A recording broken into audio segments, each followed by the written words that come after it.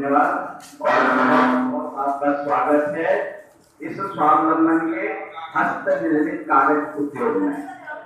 हस्त निर्मित कागज मतलब हाथ से बनाया हुआ कागज, हाथ से, है ना। और बाकी आप जिस कॉपी पर लिखते हैं वो कहाँ बनता है पता है आपको? हाथ से नहीं बनाते उसको, किससे बनाते हैं उसको? मशीन से, फैक्ट्री में बनता है, उसमें हाथ की जरूरत नहीं पड़ती है। मशीन में कचरा डाला, पाउडर डाला, केमिकल डाला और एक तरफ से कागज बन के बड़ा निकलता है। लेकिन उसकी उम्र कितनी है मालूम पता है आपको? 5 से 10 साल। 10 साल तक आपने कागज रख दिया तो वो खत्म। जैसे खत्म होता है उसको मोड़ोगे तो टूट जाएगा, है ना? टूटता है ना? देखा पुराना कागज टूटते हुए देखना। और जो हमारे यहाँ कागज बनता है हस्त निर्मित कागज, इसकी उम्र कितनी पता है आपको? आपने स्टाम्प पेपर, बच्चे ने नहीं देखा हो लेकिन बड़े भाइयों ने देखा होगा। स्टाम्प पेपर देखा है ना? वो हैंडमेड पेपर का होता है। उसकी उम्र मालूम कितनी है? 200 साल। 200 साल।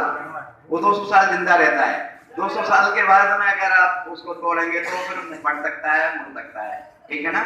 तो इस कागज की आवश्यकता पड़ती है जब बड़े अच्छे, जैसे बाहर में दीवार पर चिपकाते हैं, है ना। यहाँ तो नहीं, अपने यहाँ तो सीमेंट की दीवार होती है तो पुताई हो जाती है। अब तो और आगे टाइल, है ना, टाइल्स लगा दी, अपना पुताई की झंझट नहीं किसी की। लेकिन विदेशों में जो घर बनते हैं लकड़ी के बनते हैं।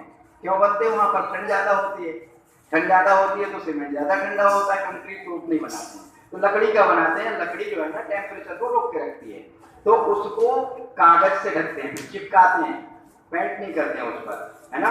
तो उसके लिए हैंडमेड पेपर की जरूरत पड़ती है। तो वहाँ बहुत इसकी खपत होती है। तो यहाँ कई फैक्ट्रियां हैं। यहाँ तो इसका उद्देश्य था कि जो अपना शांति कुंज का, ब्रह्मवर्चस्व का, देव संस्कृति विश्वविद्यालय का जो कचरा होता है उसका उपयोग हम कागज बनाने में करते हैं। कैसे? जैसे शांति कुंज से आपने देखा होगा ट्रैक्टर में भर के कचरा देखा है कभी? देखा है? वो सब यहाँ आता है, उसको अलग करते हैं। तो कांच अलग हो जाएगा, मेटल जितना है, एल्युमिनियम, लोहा, डिब्बे सब अलग हो जाएंगे। प्लास्टिक अलग हो जाएगा, पन्नी, टुकड़ा प्लास्टिक का कुछ अलग हो जाएगा, कांच अलग हो जाएगा। तो वो चला जाएगा रिसाइकल के लिए, गला के उसके फिर उसका सामान बनता है। लेकिन कपड़ा कहीं नहीं जाता है। पुराना कपड़ा जब आप जाएंगे ना तो कोई ना कोई सामान छूट जाता है, फूल बस छूट जाता है, कभी रहते रहते फट भी जाता है, छोड़ देते वहीं, कहाँ जाए, तो वो यहीं आता है कचरे के रूप में।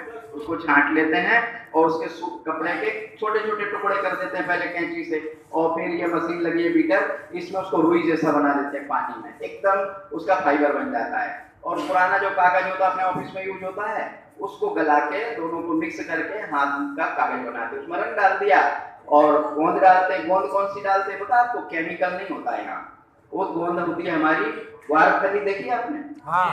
सब्जी खाते हैं जिसकी ग्वारफली, उस फली की आटा, उसके जो दाने होते हैं उसका आटा, उसको हम लोग बोलते हैं ग्वारगम।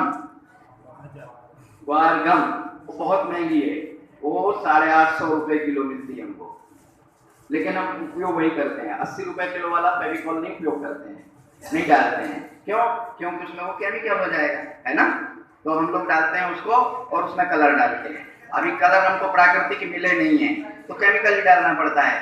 प्राकृतिक थोड़े से मिलते हैं लेकिन वो बहुत महंगे होते हैं, हजारों रुपए किलो में जाता है। तो प्राकृतिक उतना मजबूत भी नहीं होता, दिखता नहीं है, तो केमिकल वाले कलर डाले जाते हैं। इस प्रकार से ये पेपर बनता है। बाकी का वहाँ क्या बचा? गीला सामान, जैसे सब्जी के छिलके हैं, जूठन जो छूट जाती है वो भी कचरे में आ जाता है यहाँ। तो उससे वहां पर अभी आप जाएंगे तो वार्मिंग कंपोस्ट यानी केचुआ खाद, है ना, केचुआ खाद बन जाती। तो अपना कचरा कहीं बाहर नहीं जाता, है ना। सबसे बड़ी समस्या भारत की नहीं, सारे विश्व की है कचरा। कचरा कहाँ फेंके? बड़े बड़े शहरों में कचरे के बड़े बड़े पहाड़ बने हुए हैं। उसका सॉल्यूशन परम पूज्य गुरुदेव ने दिया, कचरे का निस्तारण कीजिए। जितनी भी नगर पालिका है, म्युनिसिपैलिटी है, वो क्या करती हैं? कचरे को ट्रांसफर करती हैं। गलियों में से उठाया, रोड पर से उठाया और ले जाके गांव के बाहर डाल दिया, शहर के बाहर डाल दिया। लेकिन शांति कुंज का कोई कचरा बाहर, ठीक है ना। ये एक मॉडल है, आप अपने गांव में चाहे तो चला सकते हैं। इनको जो सामान है वो चला जाए अपना सेक्रीफाई होके रिसाइकल के लिए, और जो पैसा कचरा रहता है गीला वाला उसकी खाद बना लेना, है ना, हो सकता है ना। तो बस उसके लिए मॉडल परम पूज्य गुरुदेव ने यहाँ बनाया है, उसकी ट्रेनिंग की यहाँ व्यवस्था बनाई है। आप चाहें कि हम उस कचरे का कैसे निस्तारण करते हैं, तो 10 दिन की ट्रेनिंग है। 10 दिन रहिए, भोजन और रहने की आवाज तो आप जान ही रहे हैं कि ट्यूशन में जैसे फ्री है, यहाँ भी फ्री है, तो आप उसको सीखिए और अपने गांव में इस कचरे के निस्तारण की विधि सीख लीजिए कि हम कचरे के निस्तारण को कैसे करें अपने यहाँ पर, है ना। तो इतना ही यहाँ पर बताना था कि यहाँ पर कागज बताया जाता है। और परम पूज्य गुरुदेव ने जो दूसरा नारा दिया था, पहला था सत्यमेव जयते, लिखा आता था, सिक्के पर लिखा होता है ना, सत्यमेव जयते। गुरुदेव ने कहा था श्रमेव जयते।